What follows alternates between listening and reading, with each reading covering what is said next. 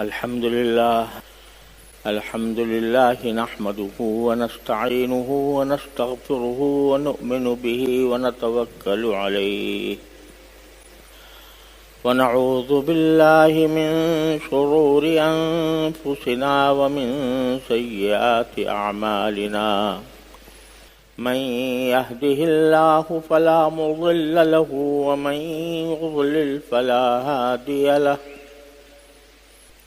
وأشهد أن لا إله إلا الله وحده لا شريك له وأشهد أن سيدنا وسندنا ونبينا ومولانا محمدا عبده ورسوله صلى الله تعالى عليه وعلى آله وأصحابه وبارك وسلم تسليما كثيرا أما بعد فأعوذ بالله من الشيطان الرجيم بسم الله الرحمن الرحيم يا أيها الذين آمنوا عليكم أنفسكم لا يضركم من ضل إذا اهتديتم إلى الله مرجعكم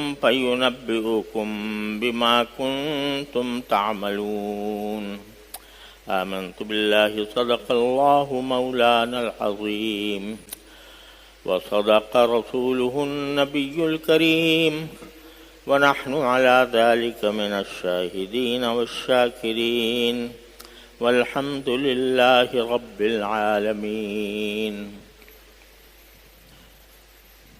میرے محترم بزرگوں، دوستوں، بھائیوں، السلام علیکم ورحمۃ اللہ تعالی وبرکاتہ۔ پچھلے 2 ہفتے اور ان میں 2 جمعے بھی شامل تھے، اللہ تبارک و تعالی نے اپنے فضل و کرم سے حجاز مقدس میں گزارنے کی توفیق عطا فرمائی۔ اللہ تعالیٰ کا فضل و کرم ہے، ہم جیسے لوگوں کو تو وہاں پر مارنے کی بھی اجازت نہ ہونی چاہیے تھی، لیکن اللہ تبارک و تعالیٰ اپنے بندوں کو پر بڑا رحیم ہے، اس نے یہ حاضری کی سعادت عطا فرما دی، اور ایک بار پھر اس بات کا اندازہ ہوا کہ مسلمان حرمین شریفین سے کتنی زیادہ محبت رکھتے ہیں، کہ اس وقت بھی جبکہ ابھی رمضان شروع نہیں ہوا، اطراف عالم سے پروانوں کا ایک سیلاب ہے جو حرمین شریفین کے ارد گرد موجود ہے۔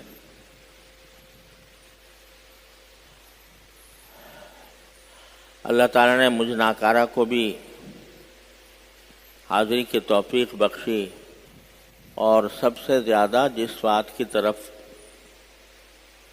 دعا کی توفیق ہوئی وہ ہمارے وہ ابتر حالات ہیں جن سے ہم اپنے ملک میں اور امت مسلمہ بحیثیت مجموعی گزر رہی ہے۔ ان حالات کو ٹھیک کرنے کے لیے کوئی اور سہارا نہیں ہے سوائے اللہ جل جلالہ کی ذات کے، اور ہر مسلمان کو ان کی درستی کے لیے اللہ تبارک و تعالیٰ سے مانگنے اور مانگتے رہنے کی ضرورت ہے۔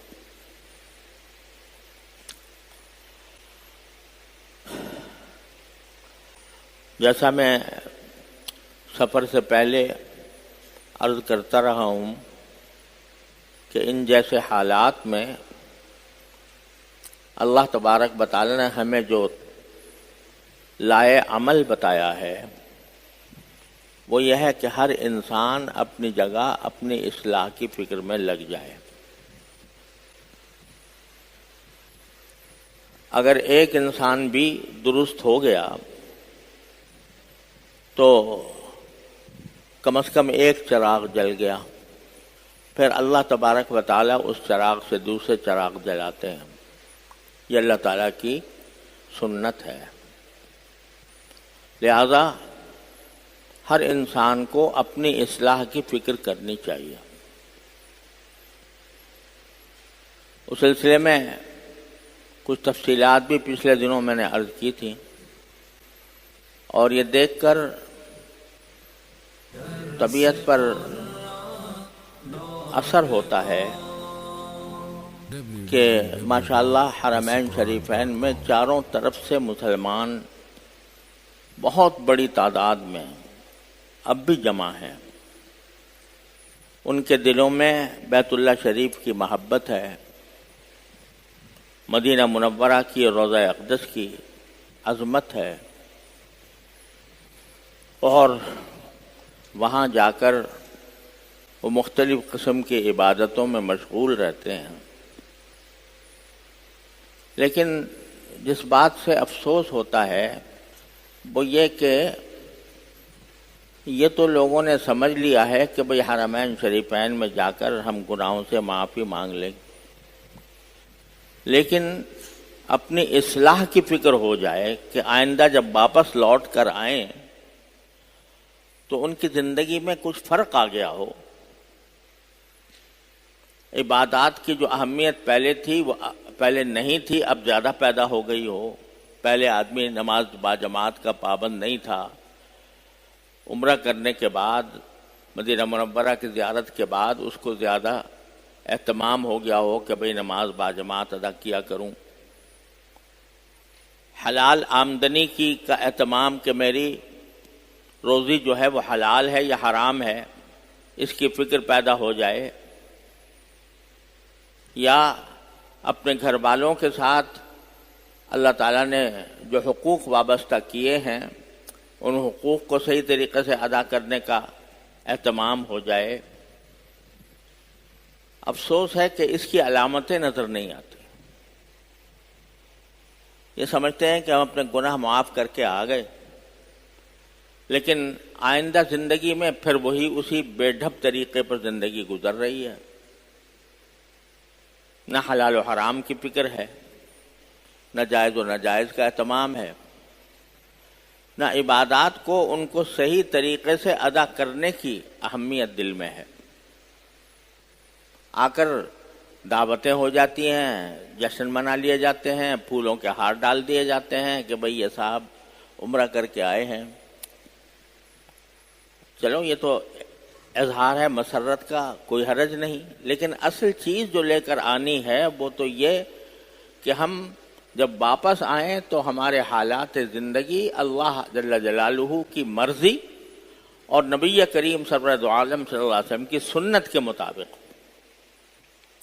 اس کی فکر بہت کم لوگوں میں نظر آتی ہے، اور اسی کا نتیجہ ہے کہ ہم ان آفتوں میں مبتلا ہیں۔ اب الحمدللہ یہ شعبان کا مہینہ شروع ہو گیا ہے،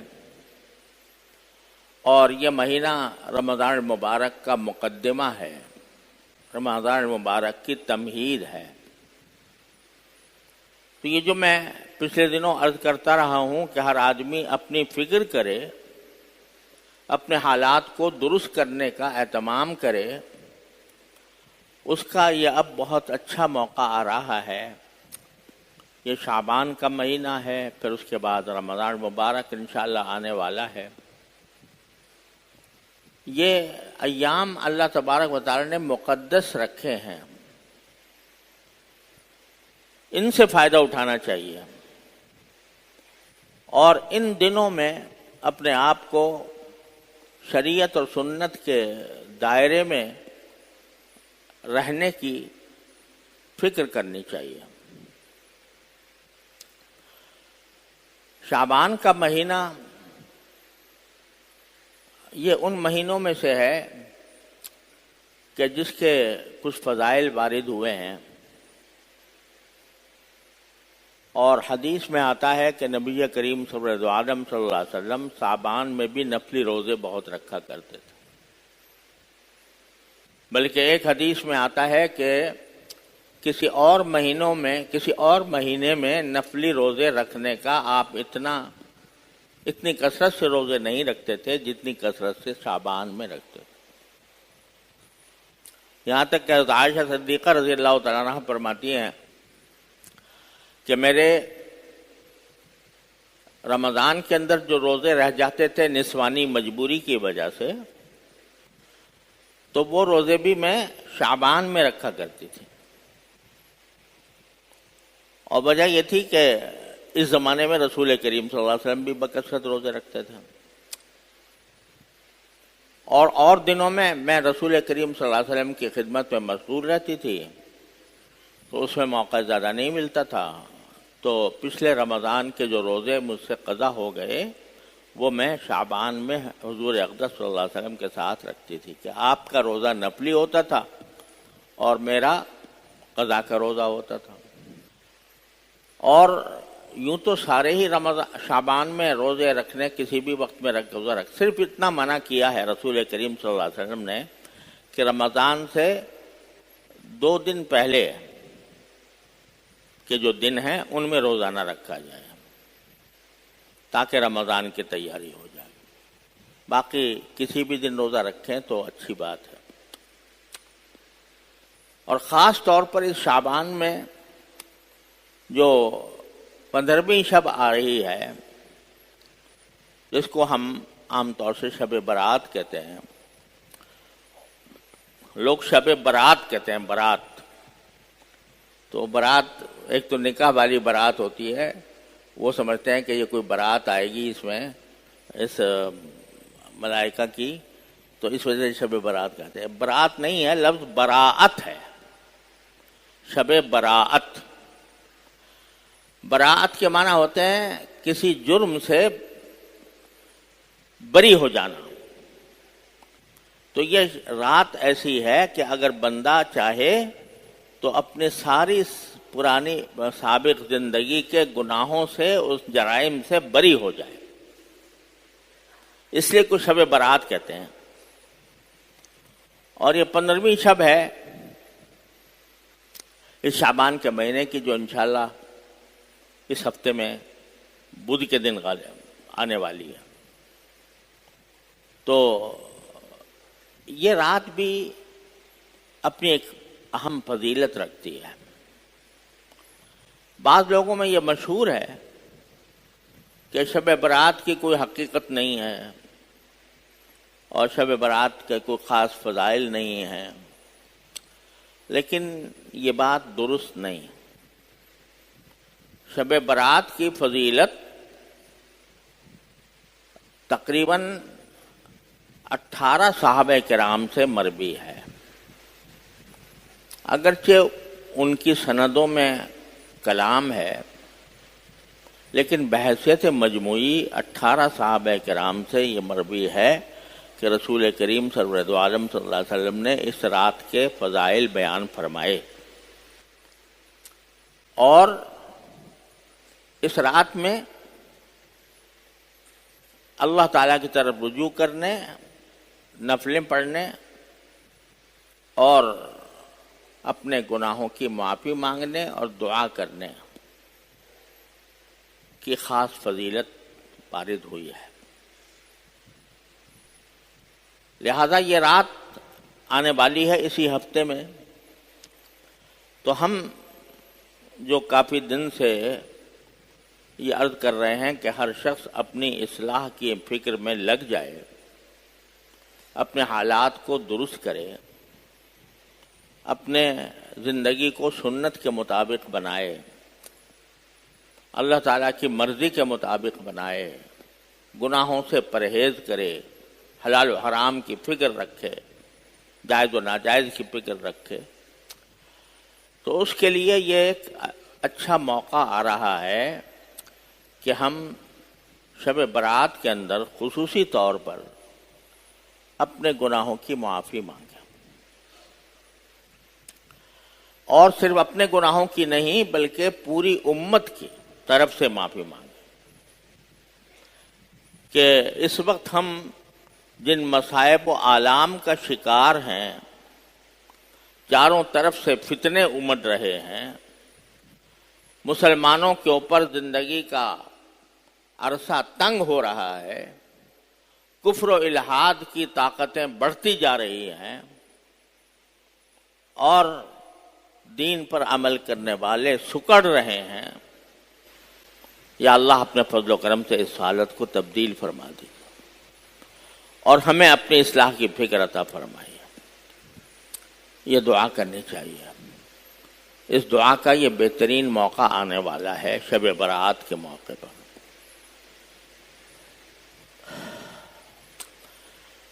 ایک عجیب المیہ یہ ہے کہ جو راتیں آتی ہیں اللہ تبارک و تعالیٰ نے جس میں اللہ تعالیٰ اپنا خاص فضل و کرم نازل فرماتے ہیں، ان کا اصل مقصد ہونا چاہیے تھا کہ بندے اللہ تعالیٰ سے رجوع کریں اور عبادت میں اور دعاؤں میں یہ راتیں گزاریں، لیکن شیطان جو ہے وہ کبھی یہ پسند نہیں کرتا کہ مسلمان صحیح راستے پر چلیں، تو شب برات کے ساتھ بھی کچھ اس نے ایسی رسمیں جوڑ دی ہیں جن کا نہ شریعت سے کوئی تعلق ہے، نہ سنت سے کوئی تعلق ہے، اور نہ ان کا کوئی اجر و ثواب ہے، بلکہ الٹا گناہ ہے۔ مثلا پتہ نہیں کہاں سے شب برات کے اندر آتش بازی کا سلسلہ خاص طور پر ہمارے بر صغیر میں چل نکلا کہ شب برات کے موقع پر آتش بازی کرنی چاہیے۔ لوگ آتش بازی کا سامان لے کر فروخت کرتے رہتے ہیں، لوگ خریدتے ہیں اور آتش بازی کی جاتی ہے۔ بعض اوقات اس آتش بازی کے نتیجے میں محلے کے محلے جل کر راکھ ہو گئے ہیں۔ ہمارے کراچی میں جو بوہری بازار ہے وہ اسی آتش بازی کے نظر ہوا اور پورے کا پورا بازار جل کر راکھ ہو گیا۔ یہ ایسی چیز ہے کہ جس کا نہ کوئی شریعت سے تعلق، نہ کسی سنت سے تعلق، نہ اس پر کوئی اجر و ثواب، بلکہ یہ الٹا گناہ ہے۔ لہذا اس میں لگا دیا شیطان نے، اس مقدس رات کو اس طرح ضائع کرنے میں لگا دیا۔ ایک اور رسم وہ حلوہ بنانے کی ہے۔ حلوہ پکا کر ساروں دنیا میں تقسیم کرو۔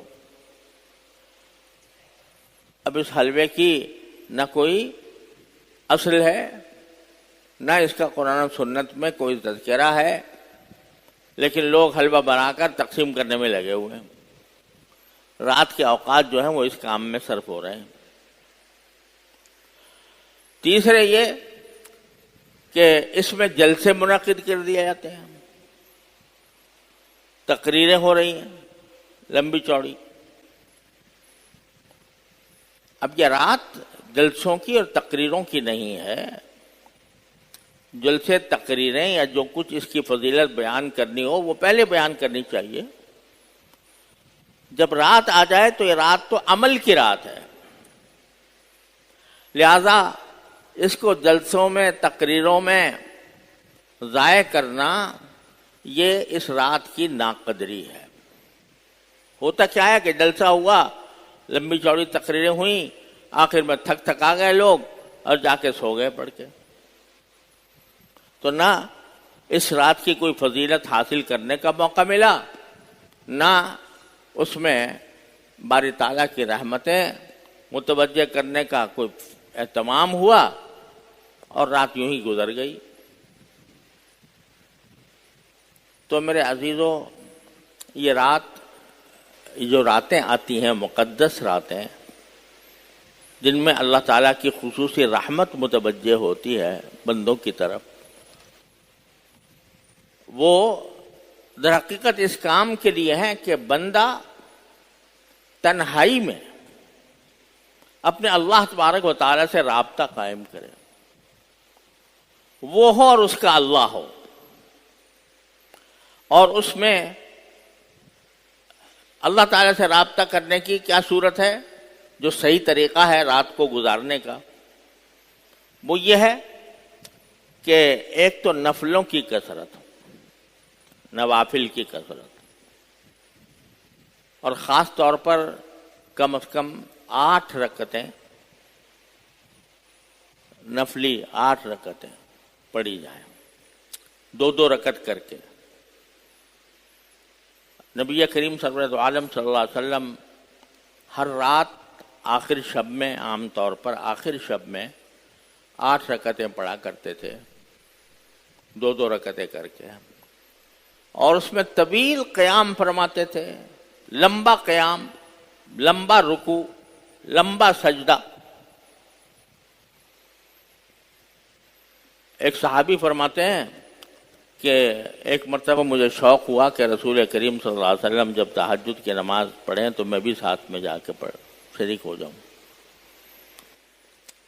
جب جا کے شریک ہوا تو رسول کریم صلی اللہ علیہ وسلم نے اتنا طویل قیام کیا، اتنی طویل قرات کی کہ میں برداشت نہ کر سکا۔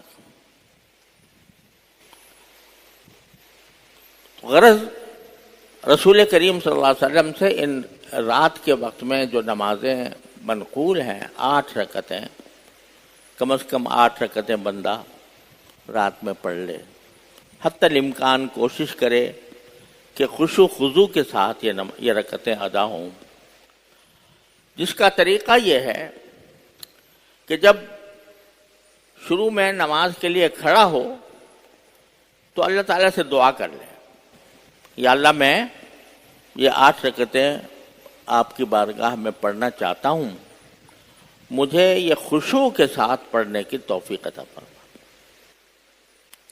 اس کے لیے ایک دعا بھی ہے کہ ان صلاتی و نسکی و محیائے و مماتی للہ رب العالمین، یہ کلمات بھی کہہ لے اگر یاد ہوں تو، اور دعا کر لے یا اللہ میں خشوع کے ساتھ پڑھنا چاہتا ہوں، آپ اپنی رحمت سے خشوع کے ساتھ مجھے پڑھنے کی توفیق فرمائیں۔ خشوع کا طریقہ کیا ہے کہ جو الفاظ زبان سے نکالے وہ دھیان سے نکالے۔ الحمدللہ رب العالمین اگر پڑھا تو دھیان الحمدللہ رب العالمین کی طرف ہو کہ میں اللہ تعالیٰ کی حمد کر رہا ہوں۔ الرحمن الرحیم جب پڑھا تو الرحمن پتہ ہو کہ میں الرحمن الرحیم پڑھا۔ یہ جو ہم لوگوں کی عادت بن گئی ہے کہ جب نماز کے لیے کھڑے ہوئے تو ایک آٹومیٹک مشین چل جاتی ہے اور پتہ بھی نہیں چلتا ہم نے کیا پڑھا کیا نہیں پڑھا۔ اگر نماز ختم کرنے کے بعد یاد کرنے کی کوشش کریں بھئی پہلی رکعت میں کیا پڑھا تھا اور دوسری رکعت میں کیا پڑھا تھا، تو اکثر یاد بھی نہیں آتا، بکثرت یاد بھی نہیں آتا، کیونکہ وہ ایک آٹومیٹک مشین ہے چل پڑی، چند صورتیں رٹی ہوئی ہیں، بس وہ خود بخود پڑھنی شروع کر دی اور ختم کر دی نماز۔ تو اس لیے ان راتوں میں خاص طور پر اس کا اہتمام کریں کہ ہم جو الفاظ زبان سے نکال رہے ہیں ذہن اور دماغ ان کی طرف ہو۔ اور اس کا ایک طریقہ یہ ہے کہ کچھ صورتیں تو ایسی ہیں جو ہماری زبانوں پر چڑھی ہوئی ہیں، تبت یدا ابی لہب اور قل اللہ احد اور انا اعطینا وغیرہ، یہ ہمارے زبانوں پر چڑھی ہوئی ہیں، وہ خود بخود منہ سے نکلنی شروع ہو جاتی ہیں۔ کوشش کریں کہ ایسی صورتیں پڑھیں کہ جو زبان پر چڑھی ہوئی نہیں ہیں۔ اب وہ صورتیں کہ جو زبان پر چڑھی ہوئی نہیں ہیں، مثلاً اذا زلزلت الارض زلزالہا پڑھو، والعادیات پڑھو. اور اگر کسی اللہ کے بندے کو لمبی صورتیں یاد ہیں، خدا کرے یاد ہوں، تو لمبی صورتیں پڑھے اور ان کو دھیان سے پڑھے. تو سب سے افضل کام اس رات میں یہ ہے. 8 کم از کم 8 رکعتیں، اور اگر طویل صورتوں کے ساتھ ہو، یاد ہوں تو طویل صورتوں کے ساتھ. رکوع بھی لمبا، سجدہ بھی لمبا، اور اس میں سبحان ربی العظیم اور سبحان ربی الاعلیٰ تو پڑھا ہی جاتا ہے، لیکن اس رکوع میں بھی اور زیادہ تر سجدے میں جو دعائیں یاد ہوں، معصور دعائیں، قرآن کریم کی دعائیں یا مناجات مقبول وغیرہ میں جو دعائیں لکھی وہ اگر یاد ہوں تو وہ دعائیں عربی زبان میں پڑھیں. ربنا آتنا فی الدنیا حسنۃ وفی الآخرۃ حسنۃ سجدے میں پڑھیں. اللہم ربنا اغفر لنا ذنوبنا واسرافنا فی امرنا وثبت اقدامنا وانصرنا علی القوم الکافرین. اللہم اعنا علی ذکرک وشکرک وحسن عبادتک. جتنی دعائیں یاد ہوں، اور نہیں ہیں تو ابھی سے فکر کر کے یاد کر لو. مناجات مقبول چھپی ہوئی ہے، اس میں قرآن کی دعائیں بھی ہیں، رسول کریم صلی اللہ علیہ وسلم کی دعائیں بھی ہیں. وہ دعائیں پڑھیں سجدے میں خاص طور. رکوع میں افضل یہ ہے کہ باری تعالیٰ کی تسبیح اور حمد و ثنا زیادہ کی جائے. سبحان ربی العظیم تو ہم کہتے ہی ہیں، لیکن تسبیح کے اور بھی کلمات ہیں. سبحان اللہ والحمد للہ ولا الہ الا اللہ واللہ اکبر مثلا، سبوح قدوس مثلا، یا سبحان ذی الملک والملکوت، سبحان ذی العزت والعظمت والہیبت والکبریاء والجبروت. یہ جس کو عام طور پر لوگ تراویح کے دوران لکھ کر لٹکا دیتے ہیں، وہ تراویح کے دوران تو منقول نہیں ہے، لیکن تسبیح کے طور پر رکوع کے اندر پڑھنا منقول ہے، وہ پڑھیں. اور سجدے میں دعائیں زیادہ کریں. دعائیں قرآنی دعائیں ہوں یا نبی کریم صلی اللہ علیہ وسلم سے جو دعائیں منقول ہیں وہ ہوں. اس طرح 8 رکعتیں. پھر مزید توفیق ہو جائے جاگنے کی تو قرآن کریم کی تلاوت جتنی ہو سکے وہ کر لیں. اور پھر ان سب کا خلاصہ اور ان سب کا عطر اپنی زبان میں دعا، اپنی زبان میں دعائیں کرو، اپنے لیے، اپنے گھر والوں کے لیے، اپنے اعزاء احباب کے لیے، اپنے ملک کے لیے، اپنی قوم کے لیے، پوری امت مسلمہ کے لیے. ارے گڑ گڑا کر مانگ لو اس مرتبہ اللہ تبارک و تعالیٰ سے، یا اللہ ہم پھنس گئے ہیں عذاب میں، اپنے بدعمالیوں کے عذاب میں پھنس گئے ہیں، اے اللہ ہمیں نکال لے اس سے. کوئی ہے کائنات میں کسی میں طاقت نہیں ہے کہ ہمیں اس وبال سے نکالے، اس عذاب سے نکالے، اس شامت اعمال سے نکالے، سوائے اللہ جل جلالہ. اور کسی کے اندر بھی طاقت نہیں. اسی سے مانگو، یا اللہ جو کچھ ہو رہا ہے وہ آپ کی مشیت سے ہو رہا ہے، اور اس سے نکالنا بھی سوائے آپ کے کوئی اور نہیں کر سکتا. اے اللہ ہمیں اس مصیبتوں سے نکال لیجیے، ہمیں اس بحران سے نکال لیجیے. اور امت مسلمہ جو جگہ جگہ آفتوں کی شکار ہے، کفار کا ظلم و ستم ان کے اوپر ہو رہا ہے، کشمیر میں، فلسطین میں، ہندوستان میں، شام میں، لیبیا میں اور دوسرے اسلامی ملکوں کے اندر، ان سب کے لیے دعا کرو. اور اس سب سے آگے بڑھ کر اس بات کے لیے دعا کرو، یا اللہ جن اعمال کی وجہ سے ہم ان مصیبتوں کے شکار ہیں، اے اللہ وہ اعمال ہم سے چھڑوا دیجئے اور نیک اعمال کی توفیق عطا فرمائے۔ اپنی اصلاح کے لیے یہ رات جو آنے والی ہے، اس کو یہ سمجھو کہ یہ سنگ میل ہے، ایک بہترین موقع ہے اپنے آپ کو جہنم سے نجات دلوانے کا اور ان مصیبتوں سے نجات دلوانے کا جس میں ہماری پوری امت گرفتار ہے۔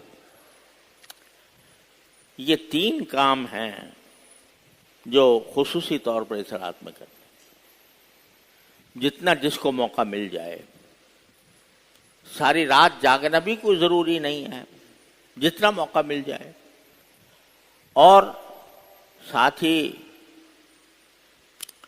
اگر کوئی آدمی بعض اوقات لوگوں کی رات کی ڈیوٹی ہوتی ہے نہیں کر سکتے تو اتنا کر لیں کہ مغرب، عشاء اور فجر تینوں نمازیں جماعت کے ساتھ مسجد میں ادا کریں تو انشاءاللہ اس کی برکات سے محروم نہیں رہیں۔ ایک مسئلہ قبرستان جانے کا بھی ہے۔ سمجھا جاتا ہے کہ شب برات میں اب قبرستان جانا چاہیے، وہاں پر مردوں کے لیے دعا کرنی چاہیے۔ یہ کوئی ایسی سنت نہیں ہے کہ جس پر آپ نے ساری زندگی عمل فرمایا ہو۔